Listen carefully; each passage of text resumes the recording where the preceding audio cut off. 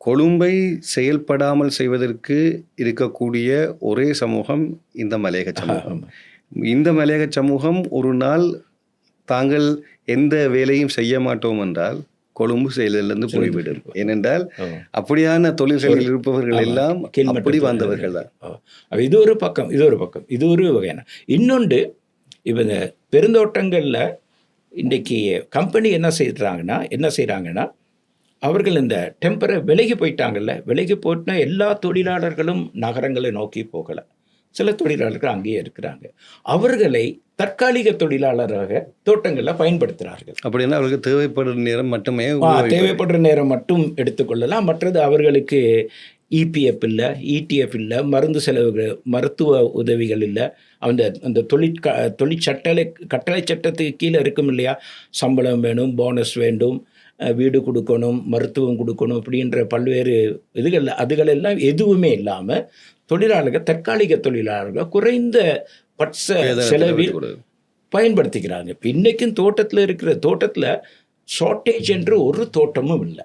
எல்லா தோட்டங்களிலும் ஏறக்குறைய ஒரு 15-20% நிரந்தர தொழிலாளர்கள் இருக்கத்தக்கதாக ஒரு 30% தொழிலாளர்கள் யார் என்றால் தோட்டத்திலிருந்து வேலையை, பென்ஷன், இபிஎஃப் போன்றவற்றை இளம் வயதிலேயே பெற்று தோட்டத்தை விட்டு வெளியேறியவர்கள் தோட்டத்திலே இருக்கிறார்கள். அவர்கள் இந்த தோட்டத்தில் வேலை செய்கிறாங்க. ஒரு லாபமாக இருக்குது. தற்காலிக தொழிலாளர் ஒரு இப்போ இதே கம்பெனி இப்படி சொல்லும்போது தங்களுக்கு தொடர்ந்து நட்டம் என்று சொன்னதும் பொய் என்பீர்களே. திட்டவட்டமாக போய். ஏன்னா நட்டம்னு சொல்கிறதுக்குன்னா அவங்களுடைய தேயிலை எப்பொழுதுமே உற்பத்தி செய்கின்ற ரப்பர், தேயிலை போன்ற பொருட்களை நல்ல விலைக்கு விற்கிறாங்க. மற்றது இன்றைக்கி கம்பெனிகள் என்ன செய்கிறாங்கன்னா அவர்களே உற்பத்தி செய்கிறார்கள், அவர்களே டிரான்ஸ்போர்ட் செய்கிறார்கள், அவர்களே ஆக்ஷனில் வாங்குகிறாங்க, அவர்களே இன்டர்நேஷ்னல் மார்க்கெட்டில் விற்கிறாங்க. இங்கே எங்கேயும் போயிட்டு ஆக்ஷனில் என்ன ப்ரைஸ், காஸ்ட் ஆஃப் ப்ரொடக்ஷன் என்ன, இந்த ஆராய்ச்சி இலங்கையில் நடக்கவே இல்லை. காஸ்ட் ஆஃப் ப்ரொடக்ஷன் என்பது இண்டிபெண்டாக தனி நிறுவனம் அல்லது தனிநபர் செய்து காட்ட வேண்டிய வேலை. இலங்கையில் தேயிலையை பொறுத்த மட்டும் இன்றைக்கு வரைக்கும் நான் உறுதியாக சொல்லுவேன், எந்த இண்டிபெண்ட் பாடியும் காஸ்ட் ஆஃப் ப்ரொடக்ஷனை பற்றி எந்த அனாலிசிஸும் செய்யலை, அதற்கான தரவுகளையும் தரமாட்டார்கள். சார், அப்படி என்றால் இப்போது இதே பெருந்தோட்ட மக்கள் இலங்கை மக்கள் தான். இலங்கையிலே தேர்ந்தெடுக்கப்படுகின்ற அரசியல் பிரதிநிதிகளாக இருக்கலாம், இலங்கையினுடைய ஜனநாயக பிரஜைகள் எல்லாவற்றையும் தேர்ந்தெடுப்பதிலே அதிமுக்கியமான பங்களிப்பு வைப்பவர்கள் அவர்கள் தான். இப்போ நீங்கள் சொல்கிறதுபடி பார்த்தா இப்போ இந்த ரெமிட்டன்ஸ் என்று சொல்லப்படுகின்ற அந்நிய செலாவணி ஏய்ப்பு அதிகமாக கொண்டு வரதுக்கு இப்போவும் வெளிநாடுகளுக்கு போய் வேலை செய்து கொண்டிருப்பவர்களும் அது மத்திய கிழக்கில் அதையும் பார்த்தா கூட பெருந்தோட்ட மக்கள் தான். ஆமாம் ஆமாம், நிச்சயமாக எல்லாவற்றையும் பார்ப்போம். எல்லாவற்றையும் அப்படி பார்த்தா கட்டத்தில் இலங்கையினுடைய 1970 60-70 வரைக்கும் இலங்கையில் ஏற்றுமதி வருமானம் கிடைத்தது இந்த தேயிலை ரப்பர். இந்த தேயிலை ரப்பர் ஏற்றுமதி மூலம் 1867 தேயிலை இலங்கைக்கு அறிமுகப்படுத்தப்பட்டது. 1872 முதலாவது ஒரு ஏறக்குறைய ஒரு 10,000 கிலோகிராம் ராத்தல் தேயிலை பிரித்தானியாவுக்கு அனுப்பப்பட்டது. அந்த நாளிலிருந்து பிரசித்தி பெற்ற தேயிலையாக இலங்கையினுடைய தேயிலை காணப்பட்டது.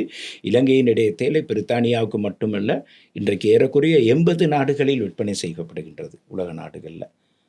அதிலிருந்து கிடைக்கப்பெற்ற வருமானத்தை கொண்டுதான் இந்த நாட்டில் பல்வேறு திட்டங்கள் நடைமுறைப்படுத்தது. வீதிகள் அமைத்தார்கள், பாலங்கள் அமைத்தார்கள், புகையிரத பாதைகளை அமைத்தார்கள், பாடசாலைகளை அமைத்தார்கள், வங்கித்துறையை விருத்தி செய்தார்கள், அதைவிட மின்சார வேலைகளை செய்கிறார்கள் உள்நாட்டில்.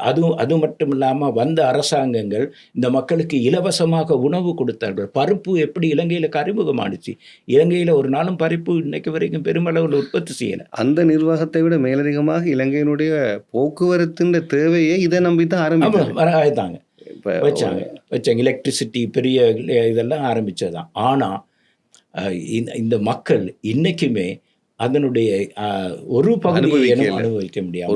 இது ஒரு இதை பற்றி ஒரு பேராசிரியர் அழகாக எழுதினார், ஜிஎல் பெக்ஃபோர்டுன்னு சொல்லி, கானா நாட்டு ஒரு ப்ரொஃபஸர், இன்னைக்கு 20 வருடங்களுக்கு முன்னுக்கு அவர் எழுதினது புத்தகம் பேர் பர்சிஸ்டன்ட் பாவர்ட்டி அப்படின்னு சொல்லி. அதாவது தொடர்ச்சியாக வறுமையில் இருக்கின்ற பிளான்டேஷன் செக்டரை பற்றி அவர் மிக அழகாக அதில் குறிப்பிடுகின்றார். என்னென்னா, இந்த அபிவிருத்தி அடைந்து வருகின்ற அந்த நேரம் அபிவிருத்தி அடைந்து வருகின்ற நாடுகள் என்று கூறுவதில்லை, மாறாக அண்டர் டெவலப்ட் கண்ட்ரி, குறைவிருத்தி நாடுகள் அல்லது வளர முடியாத நாடுகள் என்று தான் ஏறக்குறைய 1980 வரைக்கும் இந்த வார்த்தைகள் தான் பயன்படுத்தாங்க. அதுக்கு பிறகு தான் அண்டர் டெவலப்டுன்னு சொல்லக்கூடாது, டெவலப்பிங் கண்ட்ரின்னு சொல்லணும்னு ஒரு இது வந்துச்சு. அப்போ அந்த அண்டர் டெவலப் கண்ட்ரியினுடைய அதிகமான நாடுகளில் என்ன செய்தாங்கன்னா, இந்த பெருந்தோட்டங்களை ஆரம்பிப்பதன் மூலம், இந்த சிஸ்டம் பிளான்டேஷன் சிஸ்டத்தை அறிமுகப்படுத்துவதன் மூலம் அண்டர் டெவலப்மெண்ட்ல இருந்து விருத்தி அடையலாம். அப்படி நடந்துச்சு. இலங்கை 1950களெல்லாம் அண்டர் டெவலப்மெண்ட் தான். 1940 பிரிட்டிஷ் பிளான்டேஷன் வரும் வரைக்கும் இது அண்டர் டெவலப்மெண்ட் தான். அவங்க அண்டர் டெவலப்மெண்ட் இருந்து இது டெவலப்மெண்ட்டாக கொண்டு வருது. ஆங்கில கல்வி, போக்குவரத்து, சுகாதாரம், அப்படி இப்படிலாம் மிக பலமான இந்த நாடு வளர்கிறதுக்கு இந்த பிளான்டேஷன் மிக முக்கியமான காரணமாக இருந்துச்சு. பங்களாதேஷுக்கு அப்படி தான் இருந்துச்சு, மலேசியாவுக்கு அப்படி தான் இருந்துச்சு, தாய்வானுக்கு அப்படி தான் இருந்துச்சு. இது மாதிரி உகண்டா, கென்யா, இந்த மாதிரி நாடுகள், ஏன்னா இந்தோனேஷியான்ற அபிவிருத்தியே என்னது?